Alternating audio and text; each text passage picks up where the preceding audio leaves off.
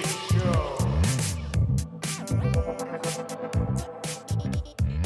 How's it, sticklers? The JoySchtick Show is back to talk story about things we've read, watched, or played. Shockers and Mahalas for sticking around. If you fancy what you hear, please like and subscribe on the platform you frequent. I'm your co-host, Drake. That's Thomas. What up, what up? And that's Scott. How's it? And tonight is episode, enter here, and we've got some things to talk about this evening. We've got clever. a Mufasa trailer. We've got news about Knuckles and Fallout, and we will review The Mummy, Shogun finale, Deadboy Detectives, and X-Men 97 episode 7, with a bonus that Thomas is going to be giving to us later on in the episode. So let's stick it. Let's stick it in. Let's get the elephant out of the room. Let's stick it in, and let's just give me your thoughts on what you thought about Mufasa, the movie that's coming out. This trailer sucks. It's not the best. It's not the best.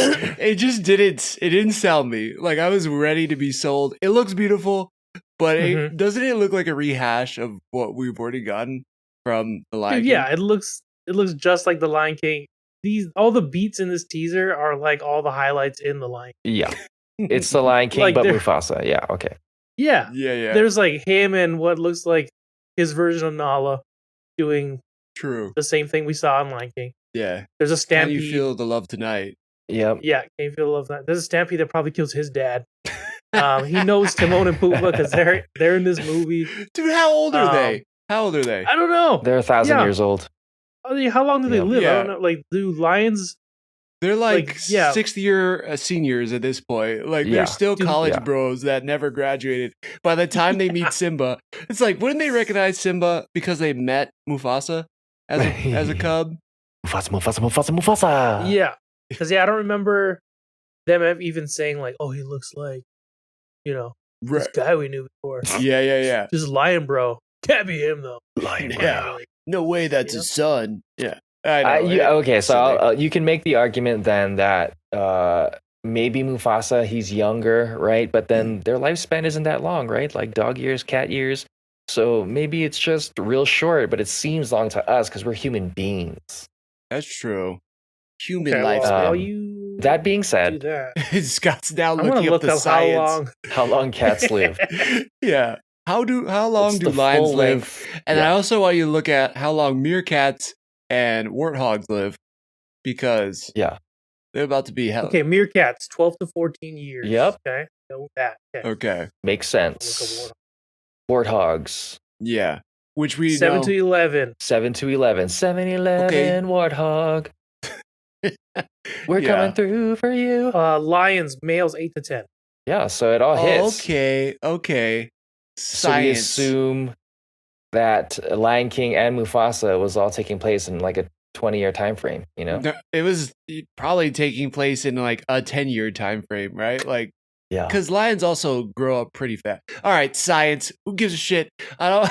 This Yeah, trailer. maybe was, this trailer was again just a rehash of what we see in Lion King. I do want to give a shout out to the director because I think he is an awesome director.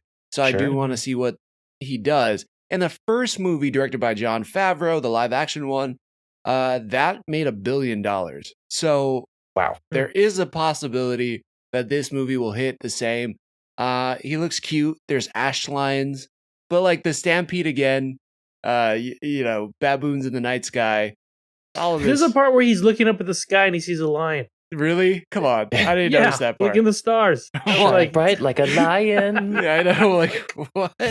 Okay. So this trailer just didn't sell me on anything. Like, I don't know why the lions are in the snow. Do lions like live in the snow? No, they do not. They live in Africa where it doesn't snow unless you're in Kilimanjaro, and that doesn't really make sense only for the story plot. So The Kilimanjaran lions, dude. the question is how much time do we want to Sounds waste cool. talking about how we don't want to care about this movie? yeah. Let's do it. Let's move on to some news. I think it looks beautiful. I'm gonna say that. We're on Sure. a positive. Yeah, we'll say One positive. Okay. One positive. All right. Hey. So "Ah." We're going from- We don't get sued, dude. We can't afford Yeah, it. sorry. Yeah, I know, that's very true. We're going from Pause to Knuckles because Knuckles just dropped on Paramount Wow. Plus, and yeah, that was pretty fire, huh? Was good. Yeah. Drake, talk to us a little bit about Knuckles on Paramount Plus. So I was able to watch the first episode, the pilot, and I was like, oh wow. Do I want to continue watching this? Was the question I kind of asked myself at the end. And at the conclusion, I'm intrigued. well, first of all, I'm going to say that Hold that Idris thought. Elba, Oh, back. Idris Elba was pretty Okay. good. Okay, he was pretty good. It's him. It's him in a role where he's kind of playing he doesn't really know too much about it. There is a little bit of comedy. They introduce some bad guys, one of which is Ted Lasso's love interest. I forget what her name was. Wow. His wife or the one that he ends up hooking up with? The other one he hooks up with. I forget what her name is. Nice. Sweetie? She's funny. I don't know. I remember. Yeah, she's super funny. And you get a little bit of action. You get to see Sonic. You get to see Tails. That's it's fine. Cool. It's fine. It's something that you could watch that you would if you would like. To me, it was slightly geared towards a younger audience. But I think if you're really into Sonic and you love the hedgehogs, then you'll probably end up watching it. So to conclude with the question, should I keep watching it? Maybe. That's a very definitive Should we answer. watch it? Should you watch it? I think you should watch the pilot. And at the end of it, ask yourself, do I want to continue watching this?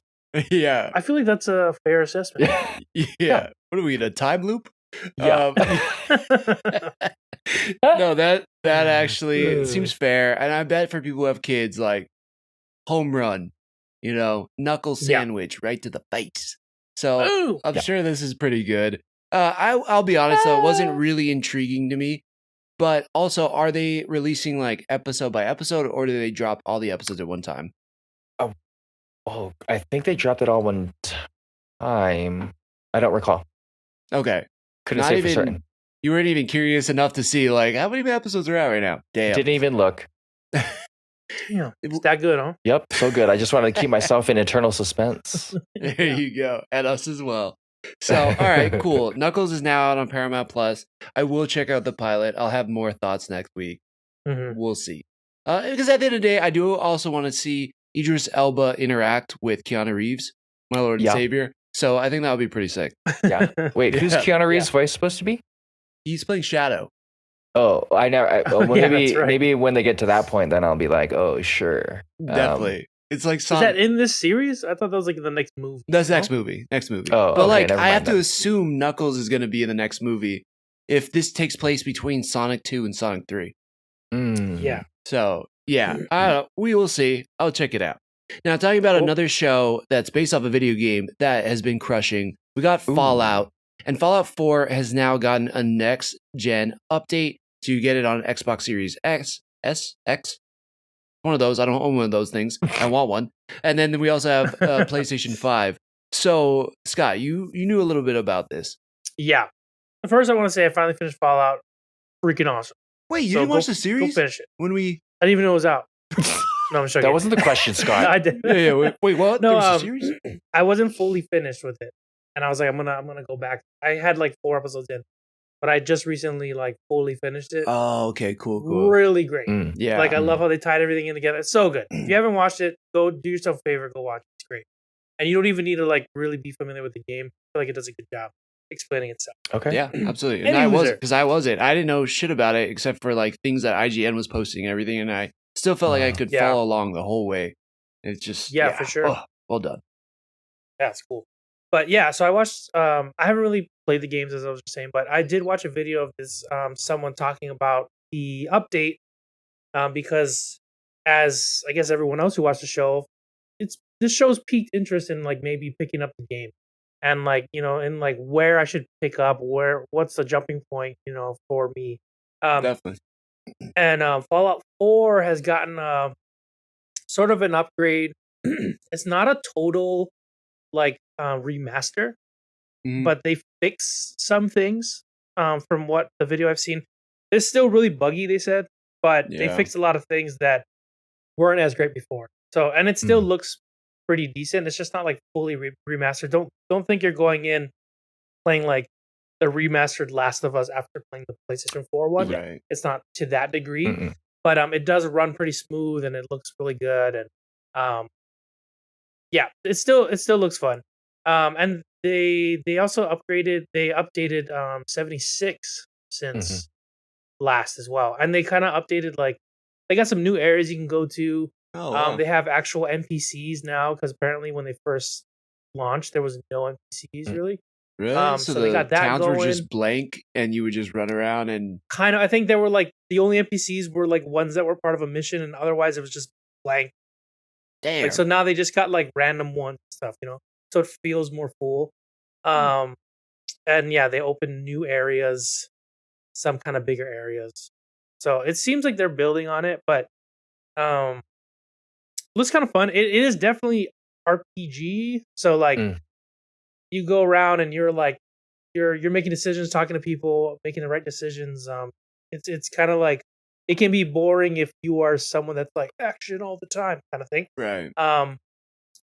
But yeah, it's still. I think it's still. It looks like it's worth jumping into if, at least trying. You know, if the show piqued your interest or not. Seems like the game has a lot of rich Fallout extras that you probably like the show. There you go. That's what I get. Nice. Yeah. What is it called? Like the radiation stuff, like Ray-Ban or something, where when you get radiation. Oh, in the game? Yeah. Becoming a ghoul? Oh, I'm not sure. No, it was like a thing where she starts getting the radiation. I don't know. That joke is way dead now. The fact that you were trying to make a joke? I didn't know it was gonna lead into something bad, if you bro. guys knew the word, but nobody knew it, wow. so that went way too far out of the way. Does this make you guys want to go back and play this game? Like, should we all go get it? Should we get Fallout 4? Should we get Fallout 76? Like, because which one is the multiplayer one? Fallout 4? 76. Yeah. Oh, 76 is the multiplayer. Yeah, that's right. That one's the multiplayer.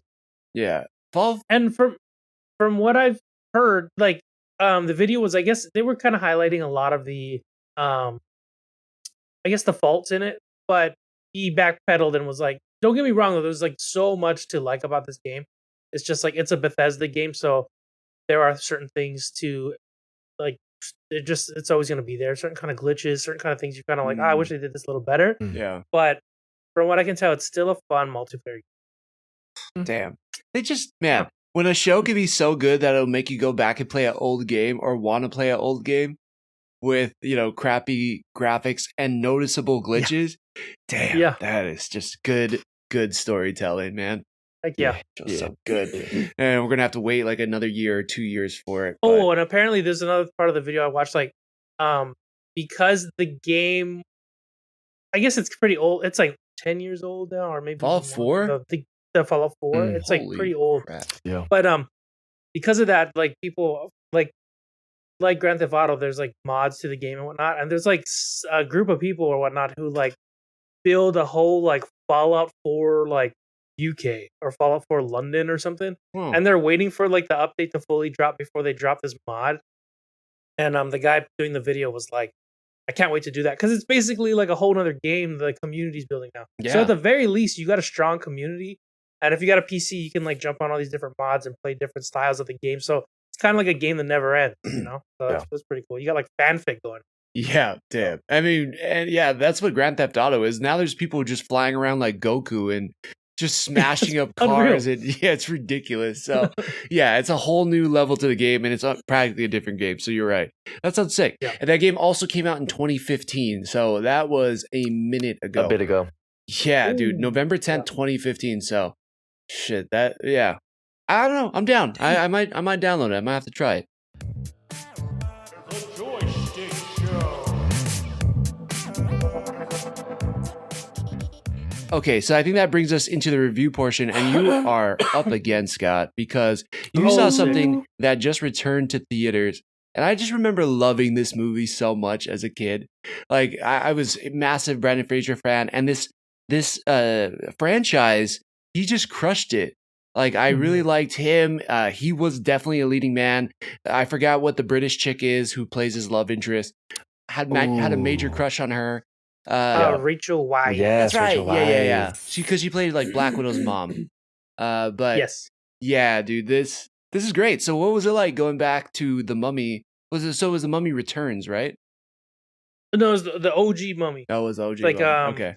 I think the Mummy Returns. I think that was the name of the second one. This is the first one. I mean, the first one with Brendan Fraser. Okay, that's funny because I put The Mummy Returns, but literally I just meant The Mummy is back to theaters. into theaters. Yeah. That's what I gathered. Yeah, Okay. The Mummy's returns to theaters. But it was really good. This is a movie. Maybe you guys can relate, but there's always movies like when you're like, I don't know what to watch, but I'm gonna go to sleep. Something to fall asleep to. Throw on a movie. The Mummy is like in our rotation for Christina and I. Wow. We both grew up kind of watching it, so it's like we can both like, yeah, this is kind of one to land on. So it was kind of I was like, okay, cool. I'm gonna watch this in theaters. It's so much different watching in theaters. Like you kind of forget sometimes. Like the sound is like it's so underrated when you're just watching it at home. You're like, oh, okay, cool, whatever. But having that surround sound, the jump scares that like you are coming. Like hit harder because the sound is like even just the brother in the tomb going like scaring his sister in the beginning of the film. Like I knew it was coming, but it was louder than I thought. So I was like, oh shit! Like they like got me. Yeah, which is great. I mean, there's no doubt if Christina like does like say I'm walking around a corner and she doesn't say anything, like I might be like, oh shit. But if she screams when I walk around the corner, I'm freaking jumping up in the air like. Yeah, so I can imagine. And then, like, theaters usually have amazing sound systems, so that had to be. Plus, like, the sounds of the Mummy itself, I guess, screaming or, like, there's a part, I don't know if this is in 1 or 2, where it kind of, like, dislocates its jaw and, like, screams. Yeah. I always remember that part freaking me out. No, it does. Yeah, so, there's a part where they first open it, and he's, like, not alive yet, but his skeleton pops out, and it's like, and it's like his jaws all crooked. Yeah, and it was kind of creepy. And I'm like, man, I watched it. The last time I saw this movie in theaters was when I was 10 years old. Damn. And like, I remember it being the perfect amount of like creepy, but not too scary. Yeah. So they had like that excitement of like a Indiana Jones film, like our time Indiana Jones, and like like adventure, creepiness. Brendan Fraser was like the cool leading man, like badass, right? Good looking dude, like and this was coming off of like George of the Jungle or something. You know what I mean? Like I remember George of the Jungle. I think that was like the first movie that I saw him in. And I was like, oh, I like this guy. And then there was Blast from the Past, and then it was this, and this was like the pinnacle of his stardom. You know what I mean? Yeah, right? Yeah. And like all the other people like still kill it. Like the brother still hilarious, John Hannah. And like shoot, I gotta pull up this guy's the guy who plays freaking Benny, Kevin J. O'Connor. Still crushes it. Like all his scenes are still really funny. You know what I like to do? What I also liked in this movie though, seeing it in theaters now, I noticed like I liked what they did with the shadows in this movie. The lighting, like there's a part where Benny's like hiding behind the crates, and you can see a full silhouette of like him. Yeah. Like his hat and his nose, and like you clearly know it's him. Especially now because you know what he looks like when they pull him out. But there's just things I didn't really notice, or like even on the side, like while the mummy's doing something kind of creepy or whatever, like something's happening.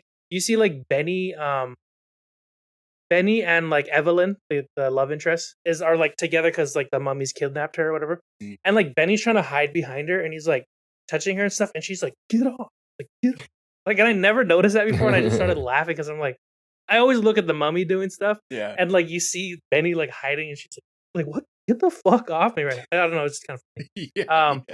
But something I guess like it that took a big screen to notice. Yeah, exactly. It's little things like that where you're like, damn, like a lot went into this movie, and it just adds to the overall movie too. Now, like, you're like, wow, they really did think of everything.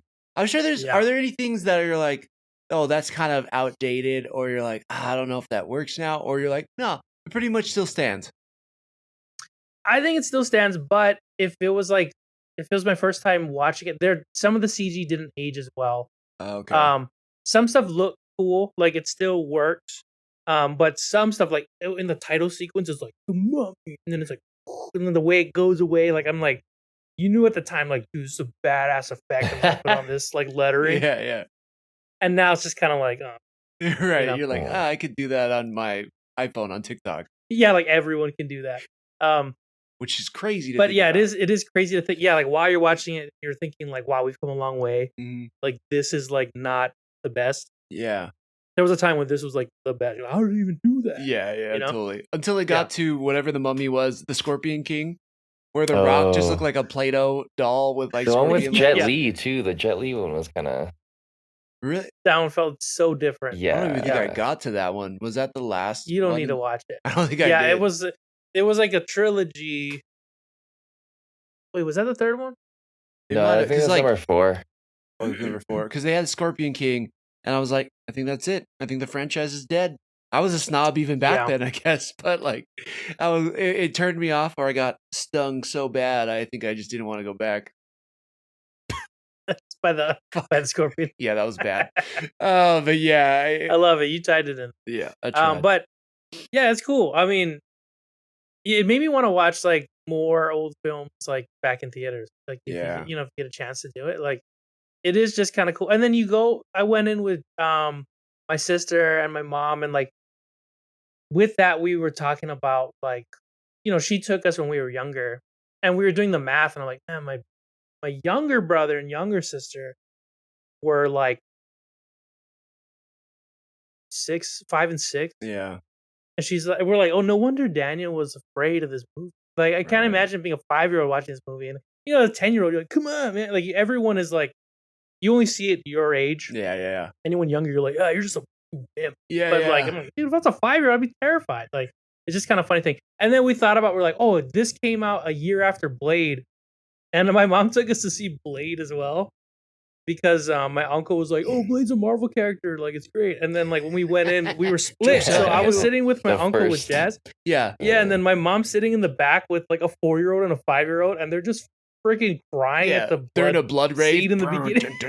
And my mom's holding their eyes. Yeah, and Like, I'm a everybody, horrible parent. everybody's about to mob that first human that walks in, and he's like, Yeah. "No!" That movie still holds up, still scary as hell. Like, Yeah, and still awesome. Though. still it's like great. if the fighting wasn't as cool as it was, it'd probably be more of a scary movie. True. Yeah, definitely. Yeah. But man, what a time. Yeah, that's awesome. You got to see it.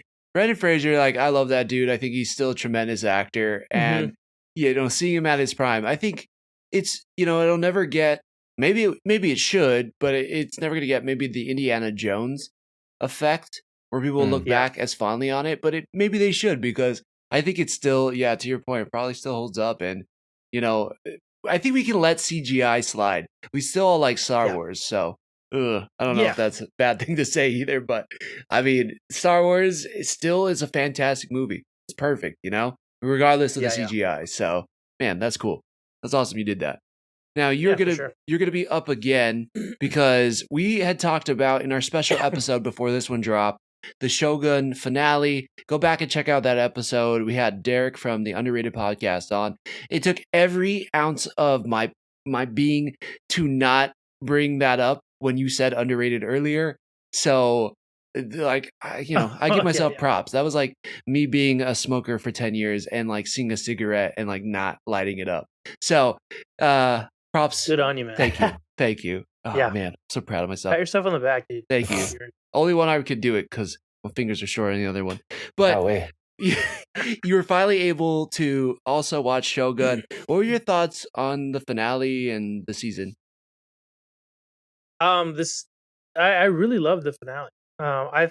It was weird. I went in thinking there was gonna be more action, but then I wasn't disappointed. I wasn't that disappointed by the end of it, if that makes sense. Like, very true. As the episode was going on, I was like, oh, this is good or something. But then I think the thing that stood out the most to me was one of the coolest parts was when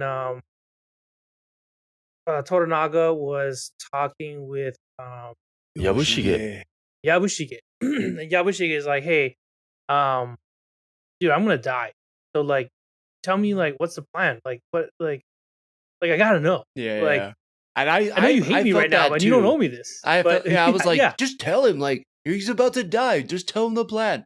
And then and then we're like, because then we'll know, dude. What's your plan? Right. And like, it was cool for him to be like, dude, in a month from now, I'm gonna win. And you're like, a month? like what the fuck? And like they let How? you like see it. Right. Yeah, and they let you peer into his mind, and he's like, this is exactly what's gonna happen.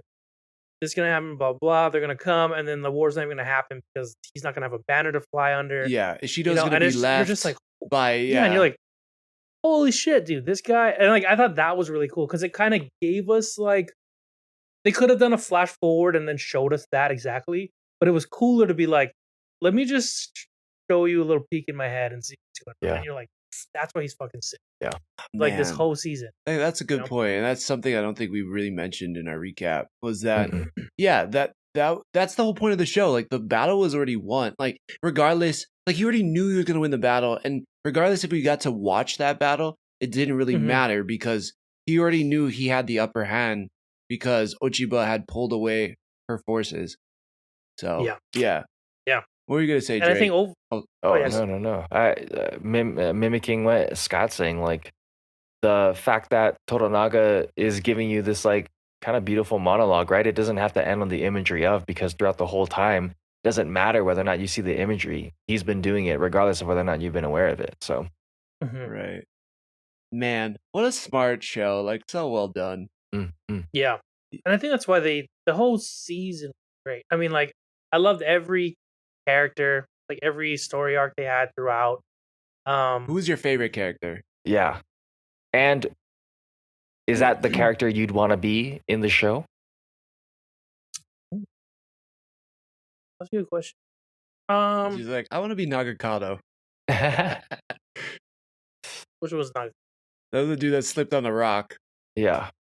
Oh yeah, like a ball. That was crazy. That was a very Game of Thrones moment. Holy shit. That was that Oh my surprised gosh. the hell out of me. I'm like, oh, that's what and so I do understand the comparisons to Game of Thrones, but it is not the same show by any means. Yeah, dude. And No, yeah. That was just one of those like I got that same reaction when real quick to go to Game of Thrones when the mountain crushes the Viper's head. When you're like, oh, it's gonna go one way, and you're like, no, what? Like it's just like there's like you get a immediate feeling of like, oh, yeah, like you know. And I got that when he slipped his head, like, oh fuck, no, and he's just dying out, and you're like, oh my god, like you know, you're just in it for a second. yeah. That was like there was moments of that, but it's not really fair to compare it to Game of Thrones. It's totally different shows. But yeah, I don't know. Like it was weird. There was like one character. I definitely don't want to be this guy, but this guy, going back to Yabushige, he was a character that I like hated, and then I kind of liked, and then I hated him, and then I kind of liked him, and then like I hated him, but I kind of liked. I still hated him, but I liked a certain part of him. Like even at the very end when he's like, I don't want a piece of shit. Like, just tell me. Like, Yeah, you like, know, come like, on. And then like I felt for her, like, yeah, just tell the guy, man. Like, you know, yeah. there was a time where you guys were bros. Like, I don't know, you didn't even owe him that, but this guy played that character so well. Mhm. It made me go back and forth with him. You know, like feeling torn. You know, Yeah, 'cause he's out absolutely. for his own, but then he also kind of like has to work for both sides because they both like hold power over him. Yeah. So like he's kind of torn, but also trying to look out for himself because you kind of have to. So you can't really blame him, but you see him outside too when he gets power. He's kind of a piece of shit. So Yeah. that's the parts where you're like, I don't Would know. you Yeah. parallel him to, let's say, Adam Sandler's character in Uncut Gems? Yeah. kind of like You in know, that way where you're like, Yeah, you know, Drake, you really love it. Uncut Gems. I love Uncut Gems. So I good. know. Yeah, I feel like any comparison you could make right now is gonna be Uncut Gems. And what do you mean by that? Like, how would you compare Adam Sandler's character to Yobushige? Like in the sense of like you feel for the character, right? He's human. He wants to live up to the honor of being a samurai, but at the same point in time, he also wants things for himself. And in the culture that he lives in, he really can't do the things that he wants to do or could do in order to get to a place where he wants to get to. And so in kind of straying away from that traditional movement forward in that particular culture, he's doing things way outside the norm. And though he may have been potentially the freest character, he was then also cut down because he wasn't necessarily able to live within that society as a whole, right? Yeah, he was like coloring too far outside the lines. Yeah. Yeah, to where it Mhm. eventually came up, like caught up to him. He was that character you just like love to hate and also just love sometimes and then hate. Like it's just Yeah. he's so fun. He just all the faces he made, all the sounds he made. I'm gonna hop up Yeah. for a second. We got a Like jet flying by. I love seeing his face when he'd see other people get promoted or something, like he's just like he just fucking hates the situation. Like this guy, he's just a great actor. Yeah. Anytime he was on screen, I kind of wanted to see what was going on. Thomas and I found out, but did you know he was in Thor? Oh, is he one of the The Warriors 3. He's Hogun. Oh, I didn't realize that. I didn't realize that either. Yeah, I was like, wait, why does he look familiar this whole time? It's because of Thor. He dies in Ragnarok. That's wild. Oh, but facial hair, I'm sure he has different facial hair does a lot to the person. A little bit. Hair in general. He had the long hair in it. And he had a mace. That's probably what it was. The mace have hair on it. Yes. Yeah. You It couldn't was recognize called it. Macy Gray. There you go. If you've seen Macy Gray, her hair. All right. No, I laughed. I liked it. Louise, dude, jeez. Louise. Dude, we laughed. Louis. Yeah, dude, fuck. God. It was a fantastic show. Hiroyuki Sanada crushed it. Anna Sawai crushed it. Cosmo, I forgot what his last name is. Guy, He crushed Jarvis. it. Jarvis, yeah. What a sick name. I didn't know actually like real people had the name Jarvis. I thought that was only like a comic thing. Yeah.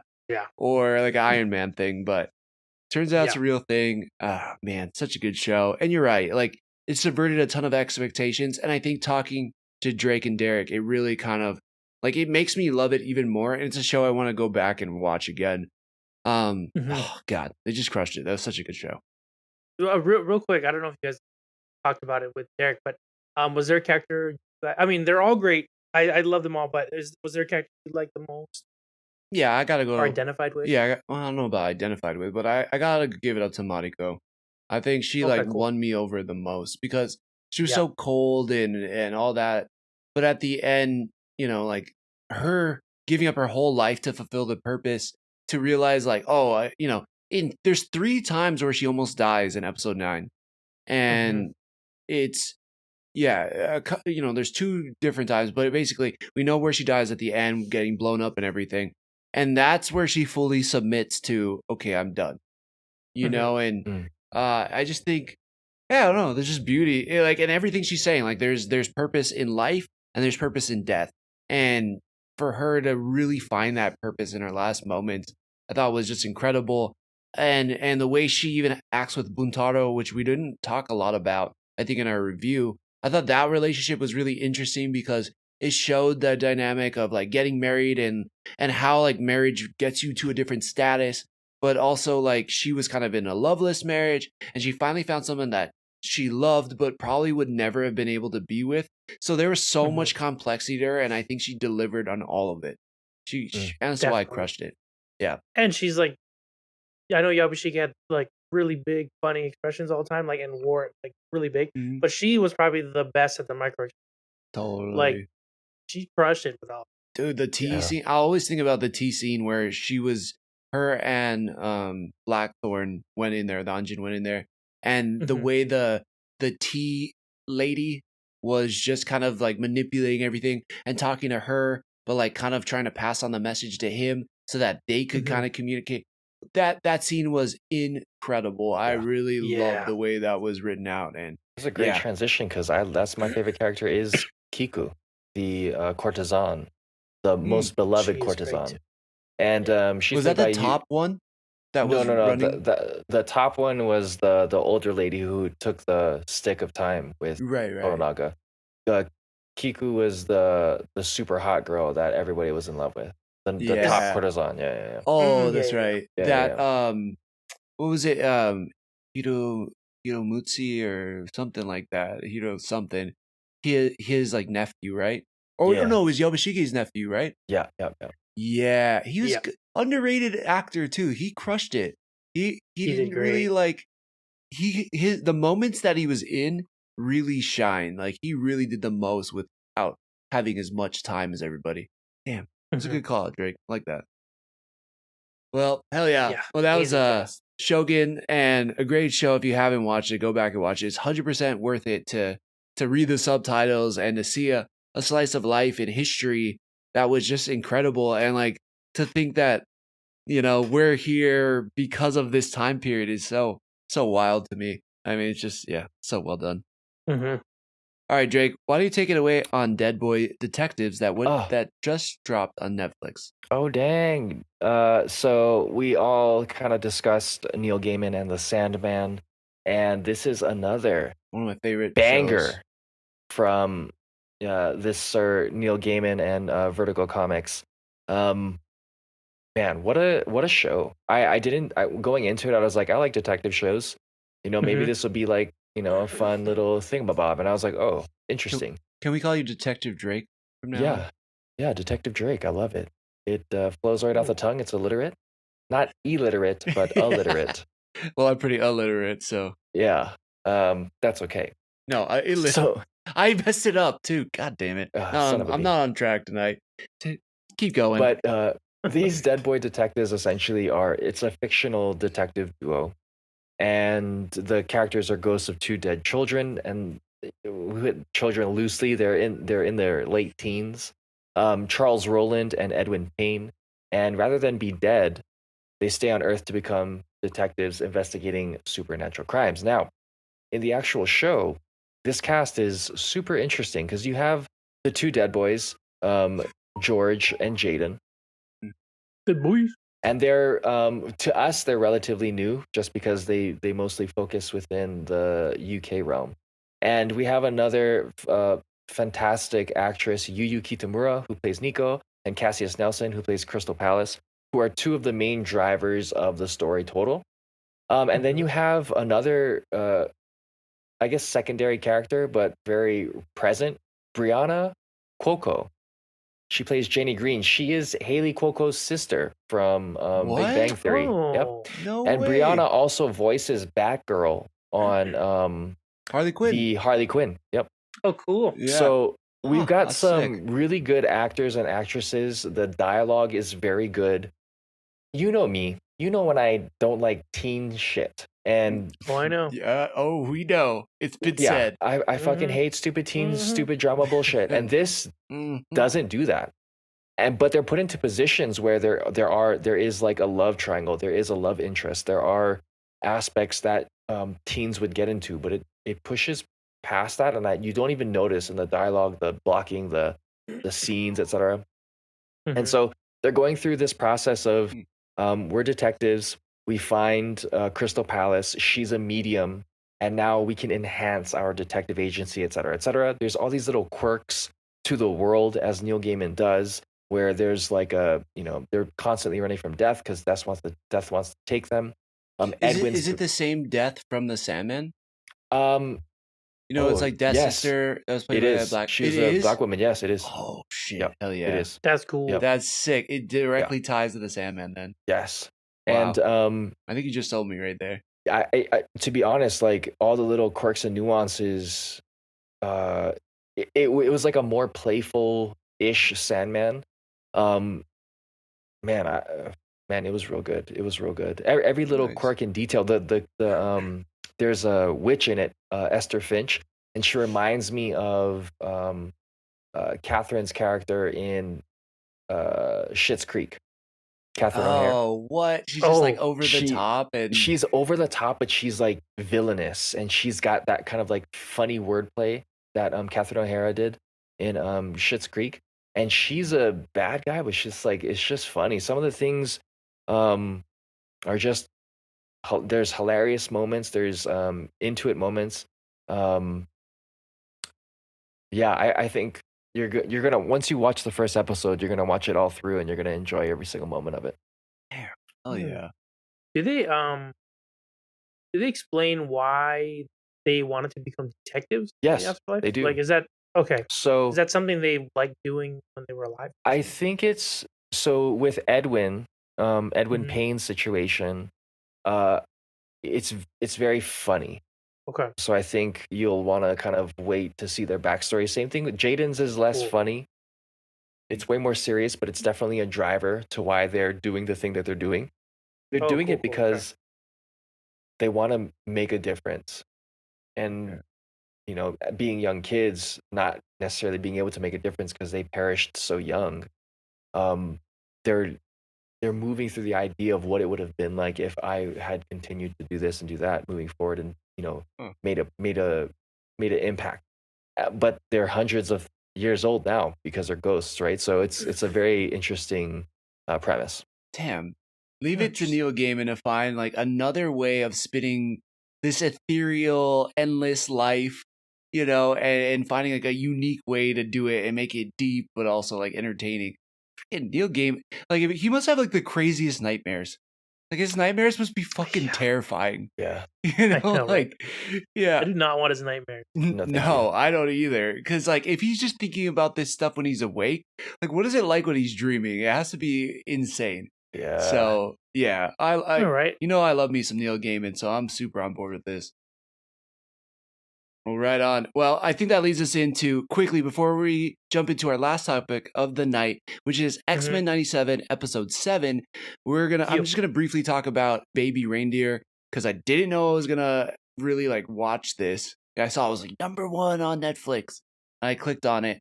And yeah, you mentioned it, Drake, from the first episode. You're hooked. This is very much that. It's just a weird premise. A guy who works in a pub. This girl that he's not really attracted to, seems to be graying, seems to be kind of losing everything. Is just like over the top. Just laughs at all of his jokes, like way too into him for a guy who's like, I'm just working a bar. Like, okay, chill out. But slowly she starts like really stalking him. Mhm. And it's just really interesting how it goes about. And then you find out more about him. He is trying to become a comedian, but he does like a really off brand of comedy. And it's written and directed by this guy, and it's kind of his real life story. This dude, Richard Gadd. And it's kind of his true story. But then episode 4, everything changes. Like everything that you kind of thought about him and his situation and things that he's gone through, well, it gets flipped on its head, and it just opens up a whole new. That's kind of a bad pun. You'll get it later. Opens up the door to what he experiences from then on. For the people at home who probably have watched this, they're like, "Man, that was messed up," but it is what it is. So it's really crazy. I really see why why this is blowing up. Like I get why Okay. people are interested in it. It has these elements of like things and issues going on in the modern world. But if you're looking for a comedy, because I was like, oh, comedian, like let's see how this goes. There is some of that, but when it gets heavy, it gets fucking heavy, like really intense. But it's Okay. based off of his real life, and I can't believe the dude went there and showed his whole life in this way. It's something that I don't know if I would feel comfortable with. And for being a comedian, damn, does he go to like some really dark, serious places. So Okay. yeah, holy shit, man. I if you have the stomach for that kind of stuff, there is some sexual violence. There is a lot of like depression and that kind of stuff in here. So, you're forewarned with that. But if you can handle some of that, oh man, this knocked me out. I was surprised. Yeah. Does it stay in reality? This show? Yeah, Or yeah, very much so. okay. Yeah, I think so. There's some times where you think you're like, "Oh, he's imagining this. This has to be an imaginary situation because this is so fucking crazy." And then it's like, "Nope, that really happened." And Yeah. there's repercussions from it, and yeah, and there's twists and turns. Sometimes when you think it's gonna go a certain way, or you're like, "Oh, well, all he has to do is like tell the police, or all he has to do is like find a piece of evidence or whatever." It zigs when you think it should zag, and I mean, Drake's smarter than me, so he probably could have figured out where it was going to do that, but it caught me blindsided a handful of times. It was really good. It was really, really well done. And again, he wrote and created this show based off his own life, and it's insane what he decided to put out there from his life. Wild. So check it out. Yeah, highly recommend it. Is this like a rated R, rated PG-13 sort of thing? I think it's pretty rated R. Okay. It's definitely Say heads up, guys. Yeah. And yeah, like it was one of those shows, like Christina is very much in, we've talked to anyone but you, we've talked about it a lot. I know you've just been able to recently watch it, Scott, but she's like been in that zone, like rom-com zone. And she watched this. This is Yeah, she watched this thinking like, TikTok's talking about it. This is going to be fun. Yeah. Ugh, some heavy shit. It starts off kind of light, but it doesn't stay there. Wow. Yeah, watch it. Check it out. Baby Reindeer. We'll check it out. I am intrigued. It is wild. So yeah, very much so. Like Netflix is still crushing it. Yeah, don't like the binge drops. And the reason why I don't like binge drops as much is because of this next show that we're talking about, which is X-Men 97. I think that the fact that it's episodic and that every week, we get a new episode and it allows us, the public discourse on this show is unlike anything I've seen in a long time. People are freaking out about this kind of all over the internet. And I mean, Forbes says it is the best Marvel show. It's the best show that Marvel's ever done. And I want to agree with it. I know I'm biased because I'm a super fan. And I'll probably have an X tattooed somewhere in my body in the next few years. Yeah, you will. Hey-o. Yeah. X marks the spot, if you know what I mean. We know where. Your crotch. Right? Yes. Exactly. Exactly. Let's see, dude. I don't know. Would you ever get it? How much would it? We know where the treasure is, bro. How much would it take for you to get an X tattooed on your penis, or just a tattoo on your penis? Um, Like a freckle? No. It's got to be like, let's say, like complete let's say blackout. a quarter size. Okay, $100 It's a big bucks. freckle, dude. It's got to be on the shaft, or It has to be somewhere. Yes, shaft down. 100. how much? 1,000, 2,000, 5, 10, 100, Dang. 100,000, 250,000. You would do it for 250,000? 500,000? Okay, Keep as splitting Scott it up. points. Yeah, for the audio listeners out there, Oh, a million. man. Okay, 750,000 final Fucking, offer. I guess, dude. Jeez. Final offer. Yeah, You of course, dude. What the guess. hell? Okay. Wait, the tattoo. We don't have to pay for the tattoo, and we get $750. Yes, don't have to pay for the tattoo. Yeah, but even if you had to pay for it. Yeah, I know, like Yeah. whatever. Yeah, you gotta pay $500 to make 750,000. Tattoo is $600,000. Dang, yeah. dude. Are you still Oh, in? fuck, man. That's You not got me. I don't know. Maybe if I had, I feel like Yeah, I would. $750,000? Yeah. What? What are you talking about, dude? All right. Jeez, Yabushige, relax. You don't gotta show anybody. That's You don't sure. want to. Yeah, All right. yeah. Well, you gotta exactly. show us because you gotta. How else are you gonna get the money? What, you're both involved? Yeah. Yeah, Drop dude. pads, I guess it's a dude. crowdfunded.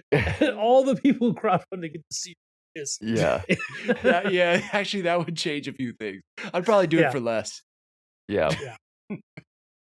I don't know. Yeah, okay. So 750. Drake, do you have a final answer? I I mean, mean, of course, 750. But obviously, I I'd just wanna like it see how for it high to you go take it. higher. Like, I think, yeah. but if I can choose what it is, it's pro bono. They also do the caring for it as well too. Then sure, why not? Who's they? The tattoo artist? I don't know. Depends on. Are they gonna cover touch up? They're gonna cover touch ups. They're Because I gonna want that color to Yep. last. they're gonna put some aquifer on it. So all the things. There you go. There's some added benefits to this one. I'd probably do it Major. for 250. I'm not gonna lie. 250. Yeah, I mean, even Dang. Not That's $250. pretty good.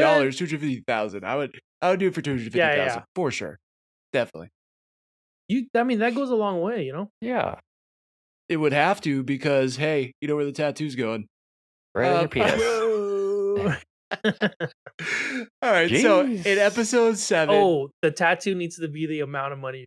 Oh. So you want zeros, bro?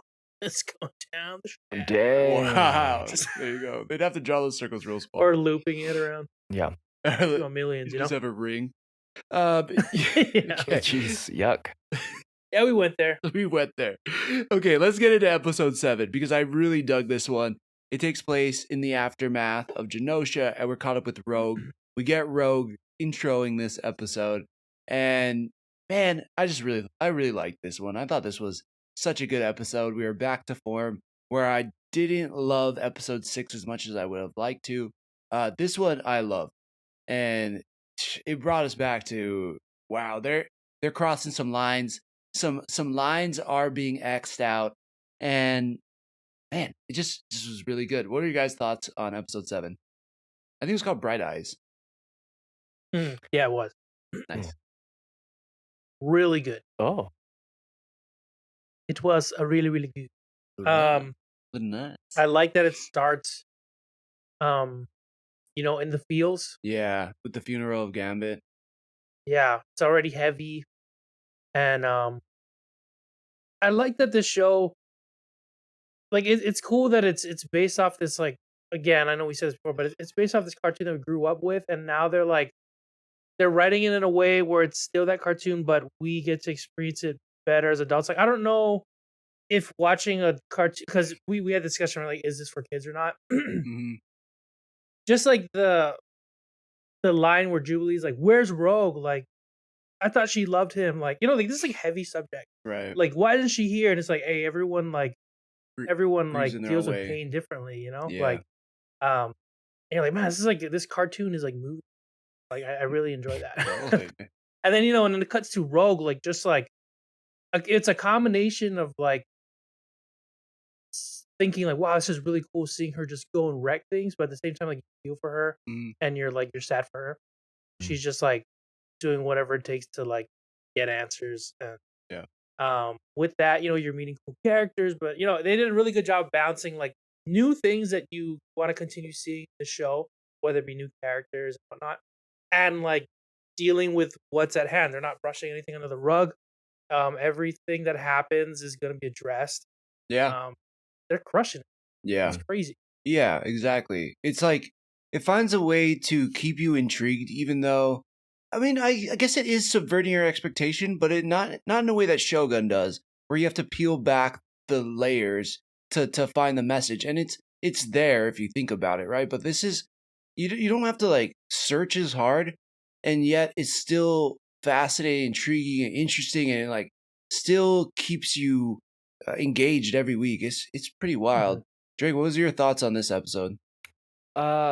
I really enjoyed kind of seeing everything culminate from the last few episodes. I really kind of enjoyed the direction overall. The person directed is Emi Yonimura, and she did art on Batman: The Killing Joke, and she directed Genlock, which was a animated show that had like Maisie Williams and Dakota Fanning in it. Obviously, she did some of the storyboard for Harley Quinn. I say that obviously, and it's like not really. Yeah, I was like, that would have not been obvious to me. But it's duh. a person who's been doing not only art, but art in new functional ways, and also a lot of DC and Marvel content that we love, that we actually enjoy, right? Batman and Superman, Battle of the Super Sons, she was part of that storyboard artist situation as well too. So Damn, that was a good one. I really saw like the level up in terms of the direction and who they've gotten to implement what they're trying to do. And it's obviously showing when you're having great direction, great art. Right. It's weird. Yeah, it sounds like there should be an S at the end of it, but yeah.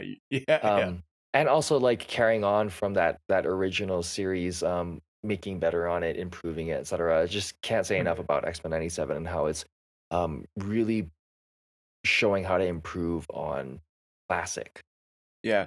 The way it does Rogue's story in this episode really did catch me off guard. Because, I mean, you gotta love her accent. Super iconic, but, that accent can come across maybe silly, or I don't know if silly is the right word, but you know what I mean? Like, not as serious in a way. And like with her saying sugar and stuff, but you see like Lenore is just crushing it. You can like hear her pain. You can hear how like angry she is and mad. And every step she gets, it seems like she's getting closer, but then it leads to another step. And I like that premise in it. Again, where you guys were talking about it, like literally throwing in video game moves, crushing those tanks. Like literally from Marvel vs. Capcom, like the attack she was doing with that scissor kick or that straight kick was out of that video game. When she's like, yes, yeah, watch that on YouTube because your fingers did it perfectly. But that we get Thunderbolt Ross, which again looks like William Hurt from the MCU, furthering that this MCU connection, and then that leads to Gyrick, that leads to Captain America, where the music literally kicks in from the Winter Soldier, the Winter Soldier movie. That was pretty cool. I love the fact like where she's like, okay, if you don't want to support us, you're not on our side, then you don't need this, and just yeets his freaking shield 1,000 miles away. No, yeah, she said. He said, I'm playing it. I gotta play within the rules or something like that. Yeah, or by the books. Yeah, and he's like, well, if that's what you're gonna do, yeah, I'm just like, then you don't need. Yeah, this. oh my god, I thought it was gonna be like show the mountain like or something. Right. But we just don't know where it went. It's fucking got her, and immediately made me go like, he's got like a beacon. right. This can't be the first time he lost that shield. Or something. His face says it all. But I was thinking the same thing. I was like, how the hell are you gonna find that? Like, does he have a vibranium detector? Like, he better have a tracker on it because that's expensive. He's like, shield return. Just like flies back when she's gone. right.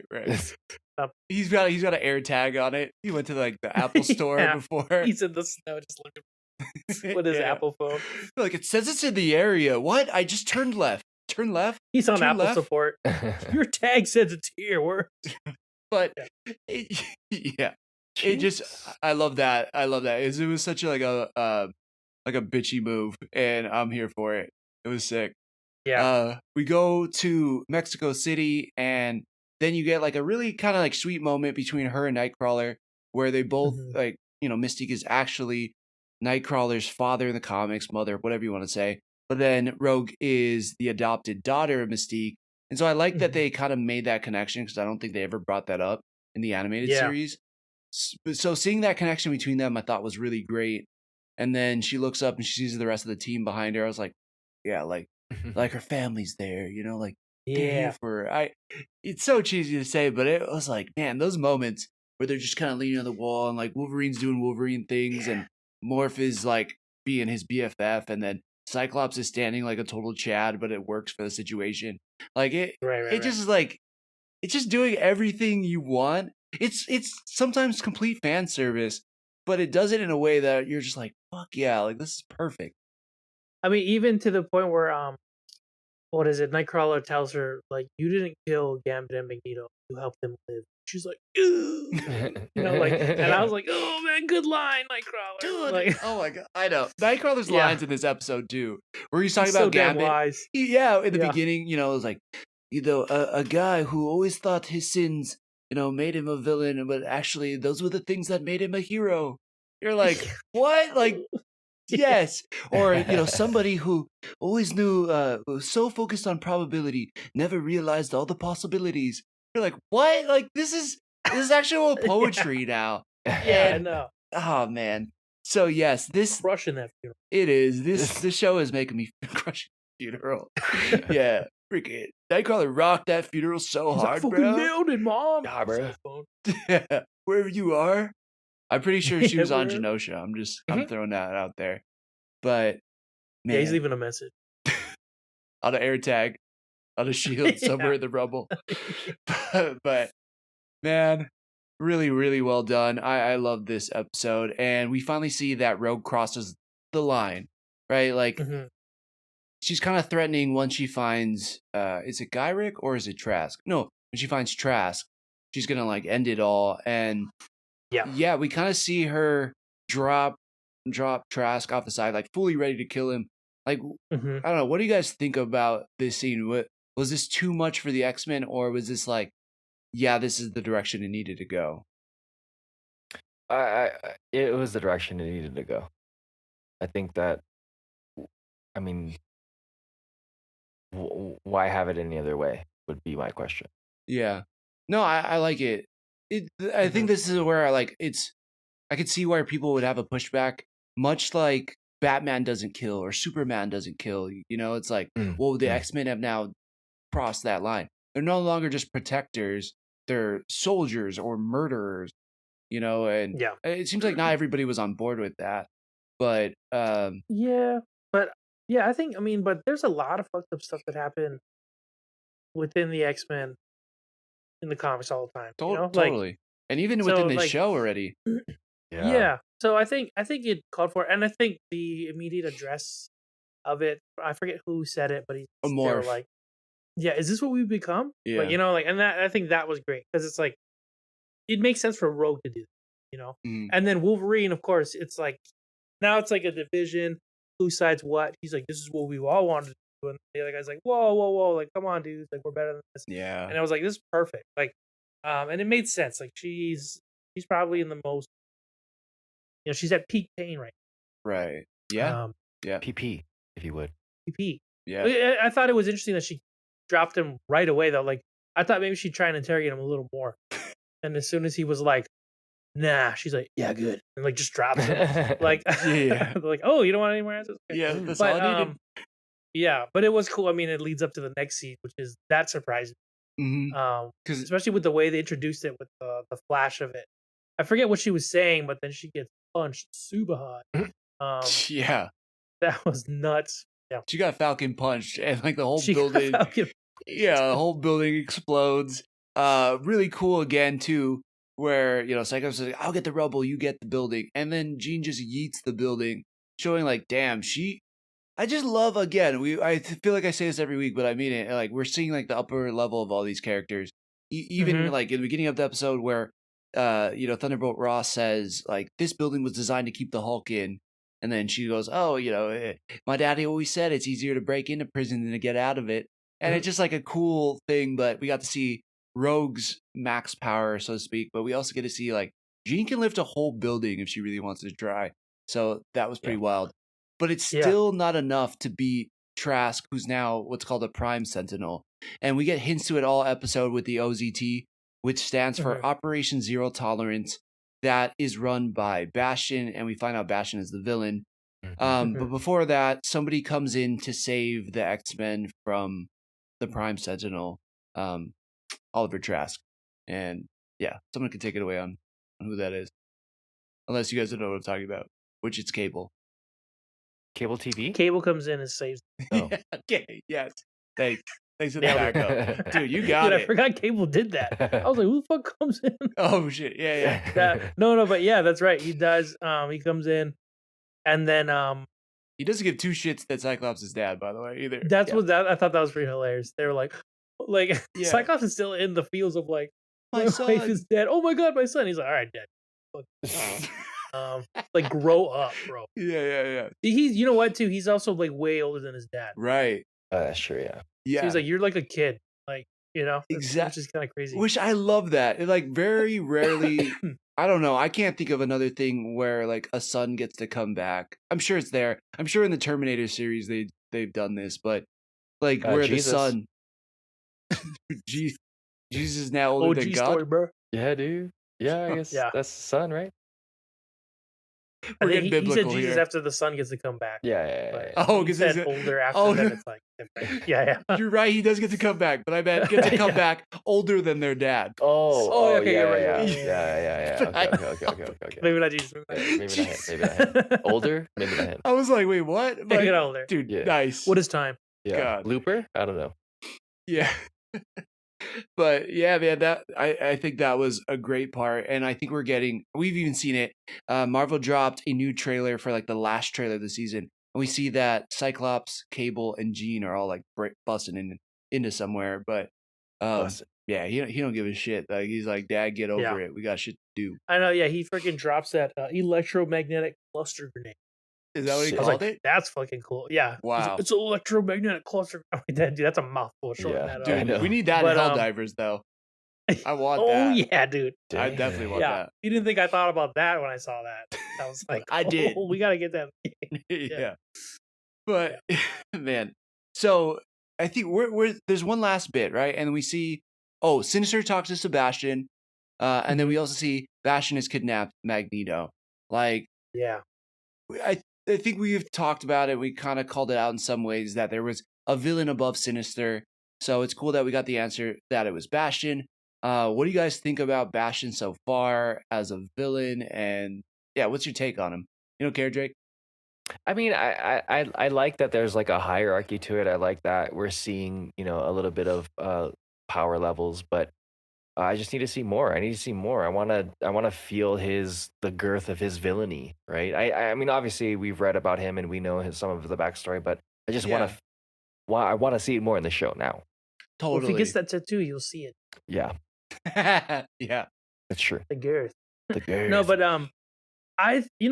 for me, I thought they kind of did tap into that. It felt very jokery in the end when he's Mm, shaving Magneto and he's talking to him that way, like basically like the more you obey, the less it's gonna hurt. hmm But like the I kind of forget the exact wording and all that, but it was extra creepy to see Magneto just kind of like submitting, whether it be like just to like wait for an opening or not. Yeah, I mean, Um, he had it still no looked choice either because he had no he has no choice, powers. right?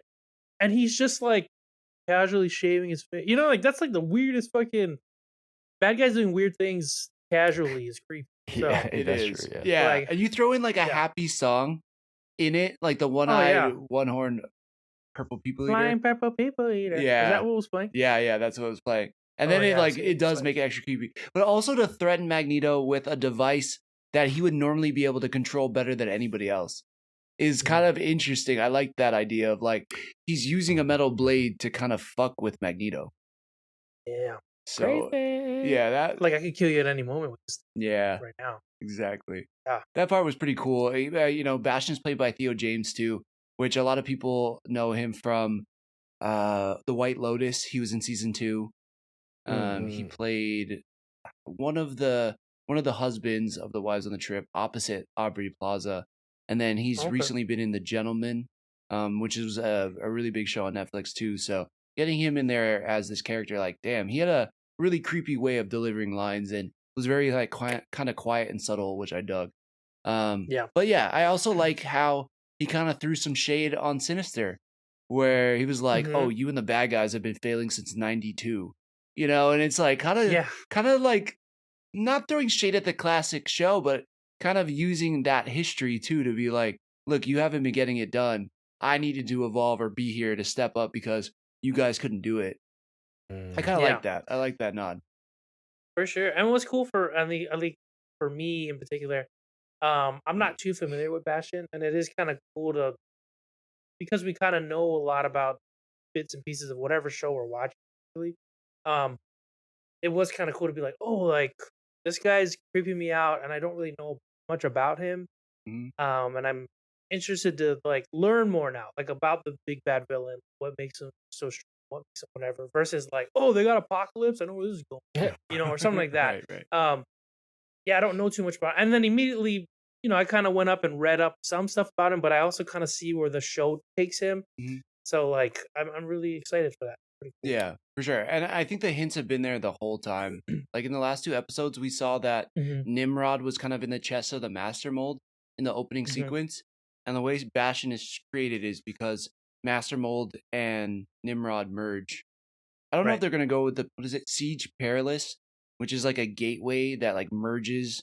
It has a side effect of like merging whoever gets transported through it, which is how Bastion is created. But hmm or like resetting your life or giving you a wish, whatever. It's like another like Marvel MacGuffin, but hmm that's how Bastion's created. So I like that they've kind of been nodding. If you were like, which on Challenge Accepted, I feel like I did kind of throw that out there like weeks ago, where I was like, I feel like Bastion could be involved because they keep showing Nimrod in the Master Mold chest. And yeah, it turns out it was. So that was Good cool. call, man. Yeah, I think they've been doing a really good job of just kind of like teasing you with little things, whether you realize it or not, and like the answers are there.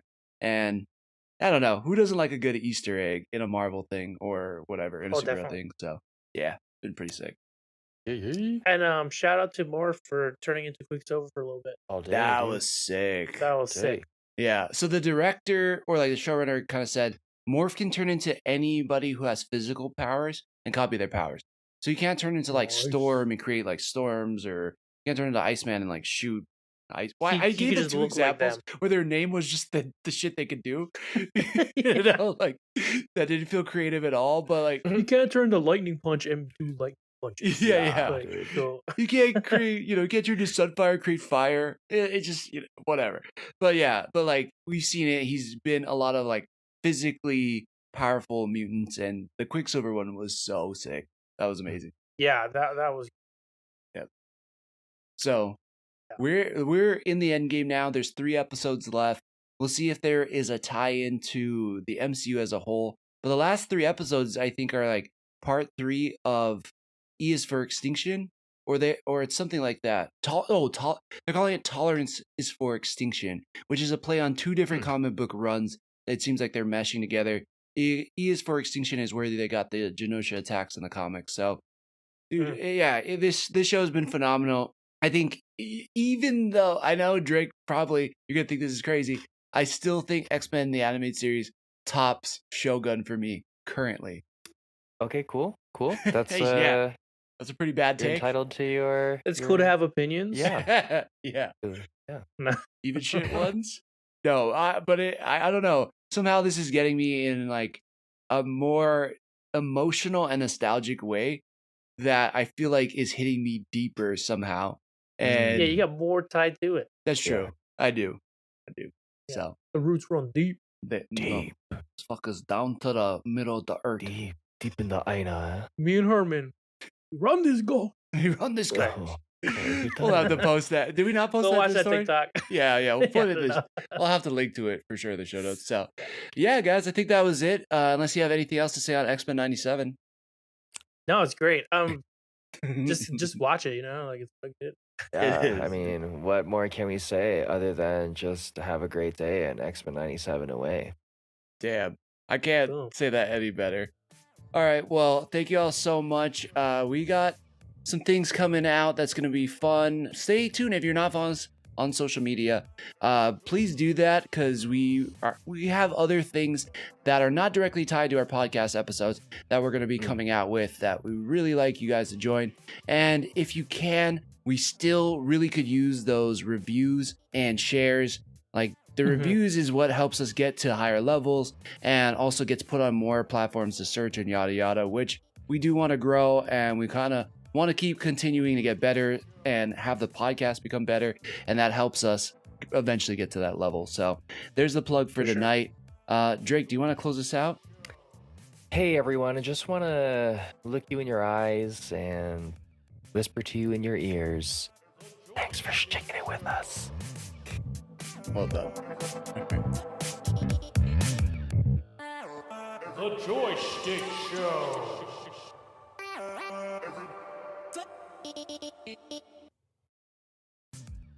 If you've enjoyed what you've been listening to, we'd really appreciate a follow, subscribe, and a review. Just how we like chatting with our friends, please share this with yours. Feel free to join the squad and follow us at JoySchtick.Show, JoySchtick Show on Twitter and Instagram, or anywhere you listen to podcasts. And if you feel like submitting topics or questions to be discussed on future episodes, you can email us at JoySchtick.Show@gmail.com. As always, thank you, peace out, and make it a great rest of your week.